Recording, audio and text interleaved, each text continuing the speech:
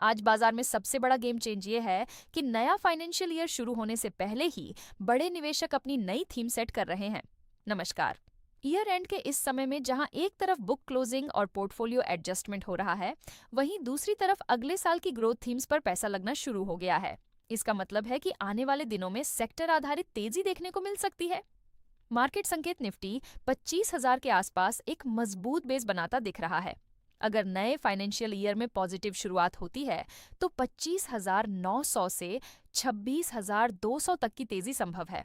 लेकिन अगर दबाव आता है तो 24,900 के आसपास मजबूत सपोर्ट रहेगा। अब बात करते हैं उन सेक्टरों की जहां सबसे ज्यादा फोकस होना चाहिए। पहला सेक्टर रियल एस्टेट और हाउसिंग फाइनेंस। नए फाइनेंशियल ईयर में डिमांड बढ़ने और नए प्रोजेक्ट लॉन्च होने की उम्मीद है, जिससे यह सेक्टर तेजी पकड़ सकता है।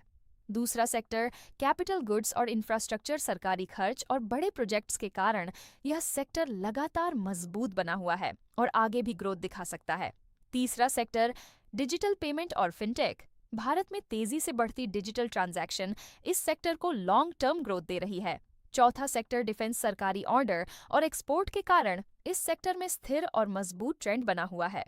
पांचवा सेक्टर एफएमसीजी। नए साल में कंजम्पशन बढ़ने की उम्मीद से यह सेक्टर स्थिर रिटर्न दे सकता है। आज का stock focus DLF real estate sector की यह कंपनी मजबूत प्रोजेक्ट पाइपलाइन और बढ़ती डिमांड के कारण आने वाले समय में अच्छा प्रदर्शन कर सकती है।